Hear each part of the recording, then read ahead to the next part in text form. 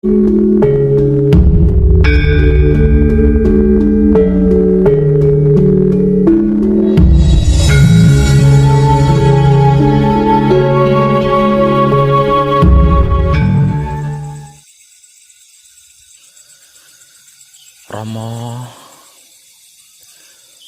nyuwun pangestu lan pengayoman kanthi teguh rahayu slamet. Dia dan engkau bukanlah aku, namun engkau dan dia sama bagiku, sama-sama hidup beserta aku. Satu di kiri, satu di kanan, masing-masing melakukan tugas dan kewajiban selagi hayat masih dikandung badan. Engkau yang selalu kekurangan berdampingan dengan dia yang berlebihan, dengan aku sebagai perantara untuk cukup dan mencukupi. Engkau adalah tangan kiriku dan dia adalah tangan kananku. Aku adalah cakra otakmu yang merencanakan segala sesuatu. Saya adalah manusia, dia adalah seorang hamba si pengembara, dan aku terkandung di dalamnya. Maka adalah saya terdiri dari engkau, aku, dan dia. Satu, namun sebenarnya tiga. Jika dipelajari sampai sedalam-dalamnya, bunyinya tiga, namun nyatanya satu bagiku. Begitulah pemecahanku yang menghasilkan pemisahan antara jiwa dan raga. Gerak datang dari aku, yang menggerakkan dia, dan yang bergerak ialah saya. Dengan ini, maka coba terangkanlah padaku, siapa sebenarnya sejatiku ini?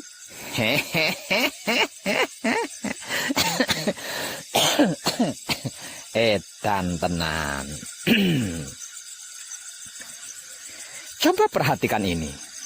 Aku bertahta atau bersinggasana di dalam Baitul Makmur atau cakra otak yang berada di dalam kepala Adam. Di dalam kepala ada otak atau ubun-ubun. Di dalam ubun-ubun ada manik. Di dalam manik ada budi. Di dalam budi ada nafsu. Di dalam nafsu ada sukma. Di dalam sukma ada rasa. Di dalam rasa ada aku. Berarti Roh Suci atau Roh Kudus atau hidup atau esensi Dat Maha Suci hidup bertahta atau bersinggasana di dalam dasar otak setiap manusia hidup, bergelar sejatine satrio. Aku bertahta atau bersinggasana di dalam Baitul Muharram atau cakra jantung. Itu rumah tempat tinggalku, berdiri di dalam dada Adam. Di dalam dada ada hati, di antara hati ada jantung atau cakra jantung. Di dalam jantung ada budi. Di dalam budi ada angan-angan atau rasa dan perasaan. Di dalam angan-angan ada sukma. Di dalam sukma ada rasa. Di dalam rasa ada aku. Berarti Roh Suci atau Roh Kudus atau hidup atau esensi Dat Maha Suci hidup bertempat tinggal di dalam dasar jantung setiap manusia hidup, bergelar satrio sejati. Aku bertahta atau bersinggasana di dalam Baitul Muqaddas atau Baitul Maqdis atau cakra kelamin yang merupakan tempat suciku yang berada di dalam kelamin Adam. Di antara kelamin atau penis atau kontol ada pelir atau peler atau cakra kelamin. Di dalam pelir atau peler ada nutfah atau mani. Di dalam mani ada madi. Di dalam madi ada wadi. Di dalam wadi ada manikem. Di dalam manikem ada rasa. Di dalam rasa ada aku. Berarti Roh Suci atau Roh Kudus atau hidup atau esensi Dat Maha Suci hidup ada di dalam kelamin setiap manusia hidup, bergelar Putra Rama. Sesungguhnya seluruh sukma atau anasir, termasuk anasirnya hewan dan tumbuhan itu berasal dari cahaya atau Nur Muhammad atau Ruh Suci atau Ruh Kudus atau hidup. Aku berasal dari Nur atau cahaya, Maha Suci hidup, dan semua yang ada di alam semesta ini berasal dari cahayaku. Aku adalah bapak dari segala sukma atau anasir, dan bapakku adalah Dat Maha Suci hidup. Sukma atau anasir adalah merupakan pembatas daripada al-haq, seperti halnya jasad atau raga yang merupakan pembatas daripada hidup dan maha hidup. Dengan ini berarti sesungguhnya seluruh apapun di dunia ini adalah pakaian daripada ruh. Seperti halnya cahaya matahari. Mataharinya satu, akan tetapi cahayanya memasuki setiap jendela serta menerangi setiap ruangan. Sebenarnya ruh tidak masuk ke dalam raga, akan tetapi seperti penunggang kuda, dan raga adalah kuda. Gerakan ruh dan raga adalah seperti gerakan dari tangan dan anak kunci, terjadi serempak, seperti gerakan kereta kencana yang ditarik 4 ekor kuda dengan 1 kusir, juga terjadi serempak. Di dalam rasa ada aku, berarti aku adalah Ruh Suci atau Ruh Kudus atau hidup atau esensi Dat Maha Suci hidup yang menciptakan sir di dalam otak. Kemudian sir menggerakkan jantung, jantung menggerakkan hati, hati menggerakkan kelamin, kelamin menggerakkan tubuh atau jasad.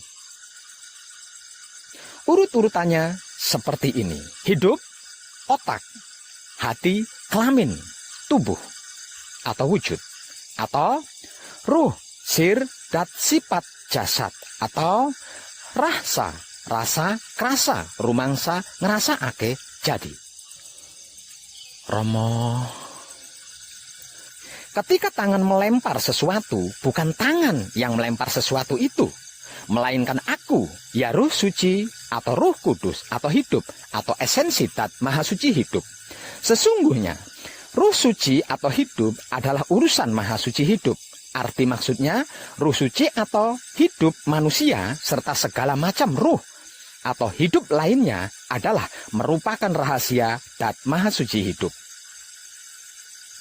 Ketika di alam arwah atau alam sukma, ruh manusia bersama para ruh lainnya termasuk ruh para malaikat atau para dewa-dewi bisa berkomunikasi langsung dengan Dat Maha Suci hidup setiap saatnya. Sebagaimana pada awalnya kejadian ruh yang berikrar kepada Maha Suci hidup, tak kala Maha Suci hidup bertanya kepada para ruh tersebut, "Bukankah aku adalah Tuhanmu?" Kemudian para ruh menjawab, "Benar, kami bersaksi ya Tuhanku." Hal ini membuktikan bahwa seluruh ruh bisa berkomunikasi dengan Dat Maha Suci hidup.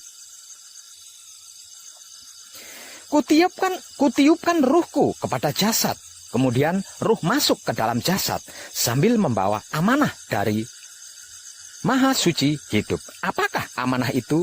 Tak lain dan tak bukan adalah tugas untuk hidup di dunia seperti apa dan sebagai apa. Sesungguhnya telah kami tawarkan amanah kepada langit, bumi, dan gunung-gunung. Akan tetapi mereka semua enggan memikulnya karena takut mengkhianatinya. Namun manusia bersedia memikulnya karena manusia sungguh zalim dan bodoh.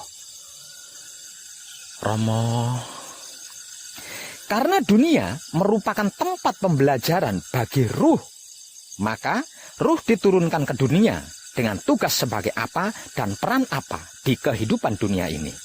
Pada awalnya saya meyakini bahwa setelah lepas dari belenggu tubuh, hidup akan secara otomatis dan tanpa proses bisa langsung kembali kepada asalnya. Ternyata tidak, karena kalau gagal mencapai kesempurnaan hidup, hidup akan masuk dan tinggal di alam penantian bersama para ruh-ruh lainnya, termasuk para malaikat atau dewa-dewi. Sedangkan sukma yang awalnya adalah 4 anasir masuk dan tinggal di dalam pengadilan. Di setiap saatnya, para ruh selalu memohon kepada Dat Maha Suci hidup, "Ya Tuhanku, kembalikanlah aku ke dunia agar aku dapat melakukan perkara yang aku lalaikan." Dan Maha Suci hidup menjawab, "Tidak, itu hanya alasan belaka. Di belakang kalian ada tabir yang menghalangi kalian sampai hari kalian dibangkitkan. Para Ruh tetap berusaha memohon, sekiranya kami dapat kembali ke dunia lagi, ya Tuhanku, niscaya kami akan menjadi orang-orang yang beriman. Dan Maha Suci Hidup menjawab, sesungguhnya hal ini menjadi keterangan yang nyata, namun kalian tidak mau percaya. Namun tidak sedikit permohonan para ruh ini terkabulkan. Dan inilah yang disebut sebagai reinkarnasi, yaitu lahir kembali ke dunia dengan wujud yang berbeda dan sebagai apa yang berbeda pula.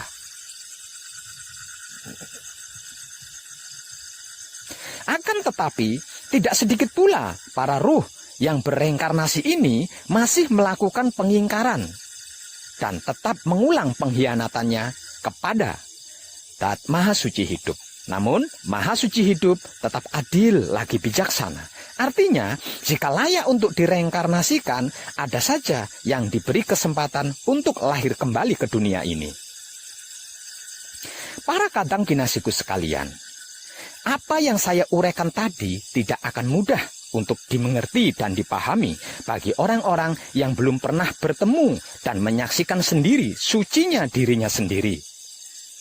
Pepatah lama mengatakan, tak jumpa maka tak kenal maka tak cinta maka tak iman.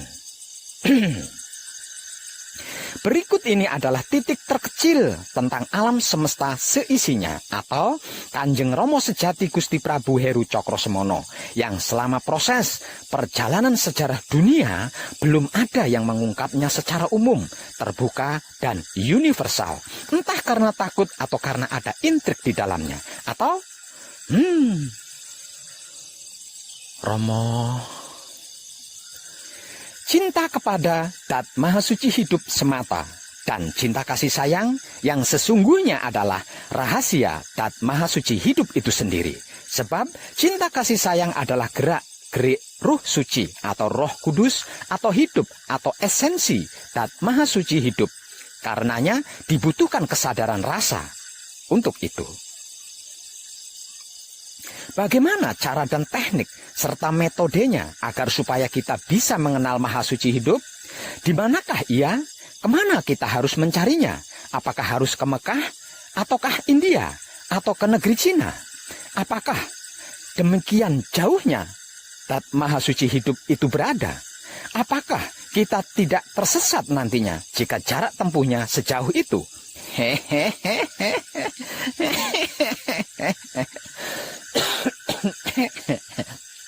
Edan tenan bro.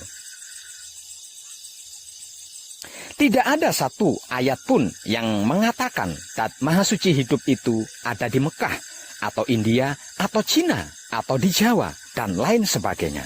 Coba perhatikan ini. Aku dekat, lebih dekat aku daripada urat leher.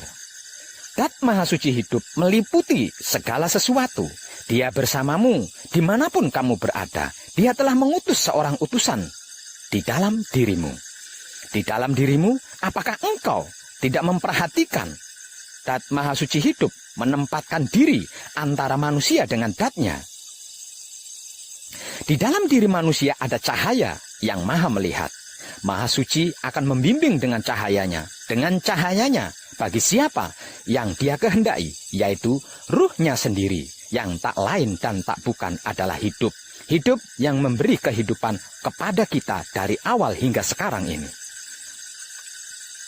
Di dalam setiap rongga anak Adam, aku ciptakan suatu mahlige yang disebut dada. Dalam dada ada kolbu. Di dalam kolbu ada fuad. Dalam fuad ada sagofa. Di dalam sagofa ada sir. Di dalam sir ada aku. Tidakkah kau perhatikan itu? Aku tidak berada di bumi. Aku tidak berada di langit. Aku berada di dalam hati orang-orang yang beriman. Apa dan bagaimana itu iman? Pasrah hanya kepadanya, menerima keputusannya, mempersilahkan kuasanya, merasakan kenyataannya, menebar cinta kasih sayangnya, bukan yakin atau percaya. Untuk apa kita yakin dan percaya kalau tidak pernah pasrah kepadanya, menerima keputusannya, mempersilahkan kuasanya, merasakan kenyataannya, dan menebar rasa cinta kasih sayangnya. Oleh karena itu, wajar dan masuk akal kan bila ahli laku dan para sufi mengatakan bahwa kolbu mukmin baitullah. Itulah baitullah yang sejati, tidak dibuat dari batu atau bata, atau semen dan tanah, melainkan buatan Zat Maha Suci hidup itu sendiri yang harus kita bersihkan dan kita jaga kebersihannya agar supaya tidak dijadikan tempat sampah dan sarang syaiton-syaiton dan iblis. Bila baitullah dibuat dari batu dan bata atau semen atau tanah, lalu maha sucinya seperti apa? Seperti artis atau selebritis, berdasi, bergincau begitu? Barang siapa mengenal dirinya, maka dia mengenal Tuhannya. Barang siapa mengenal Tuhannya, maka dia merasa dirinya bodoh.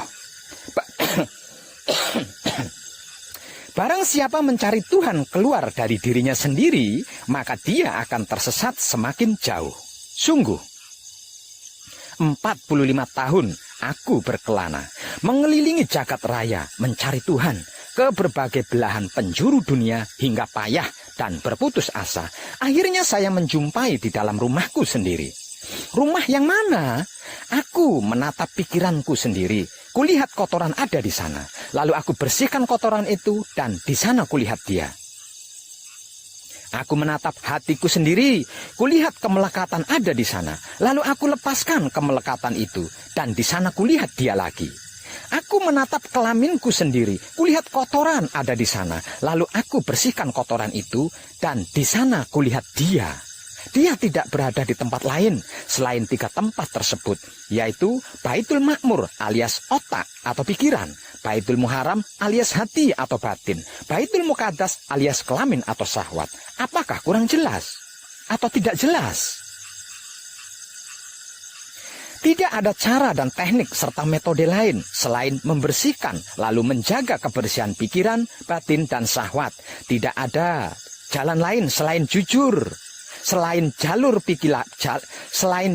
pikiran yang bersih, batin yang bersih, dan syahwat yang bersih. Percayalah, segala sesuatu itu ada pembersihnya. Pembersih diri adalah wahyu pancagaib yang diibadahkan menggunakan sifat dan sikapnya wahyu pancagaib itu sendiri, yaitu wahyu pancalaku atau iman. Apapun yang tertulis di dalam Alkitab, rontal dan kertas itu benar semuanya, tidak perlu dirisaukan. Namun dalam kenyataannya mencari dan untuk mengenal Zat Maha Suci hidup bukan perjalanan ke Mekah, ke India, ke Cina, dan lain-lain sebagainya. Mencari Zat Maha Suci hidup agar supaya bisa mengenalnya adalah perjalanan melalui penelusuran tanda-tandanya untuk menuju kepadanya, mulai dari alam lahiriah hingga ke alam batinnya, yaitu laku murni menuju suci, yang kemudian laku suci menuju abadi, atau Isra Mi'raj. Disadari atau tidak disadari, sesungguhnya manusia itu dalam keadaan tidur. Ketika mati, baru dia terbangun. Untuk hal ini harus bisa mati sebelum mati. Mati sak jeroning urip maksudnya. Agar supaya kesadaran ruh sucinya bangkit untuk berkomunikasi dengan Zat Maha Suci hidup. Hanya dengan ini, seseorang bisa membaca kitab yang kekal yang berada di dalam dirinya sendiri. Dan hanya dengan manekung, hal ini bisa dilakukan. Namun sayang, tinggal beberapa saat lagi manekung akan usai. Sebetulnya, semua jiwa atau sukma atau 4 anasir sudah diasmo sejak awal, atau dibaptis, atau dibaiat ketika bersaksi atau bersahadat, dan suci adanya. Karena dia adalah esensi ilmu Zat Maha Suci hidup. Setelah aku sempurnakan kejadiannya, lalu aku tiupkan ruhku ke dalamnya. Namun, setelah turun ke dunia untuk mengemban amanah atau laku kehidupan di dunia, lalai bahkan lupa akan amanah atau laku tersebut, bahkan berusaha mengekang dan menguasai Ruh Suci atau Roh Kudus atau hidup yang seharusnya berdikari memerintah 4 anasir atau sukma untuk menjalankan amanah atau laku di kehidupan dunia. Sebab itu manusia dijuluki sebagai insan yang artinya lalai. Karena 4 anasir atau sukma itu cenderung menyukai perbuatan jahat, sehingganya dibaiat atau dibatis atau diasmo sejak awal bersahadat atau bersaksi, agar supaya 4 anasir atau sukma yang dikenal dengan sebutan jiwa ini mudah mengingat Dat Maha Suci hidup, sehingga Roh Suci atau Roh Kudus atau hidup bisa mengendalikannya dengan mudah.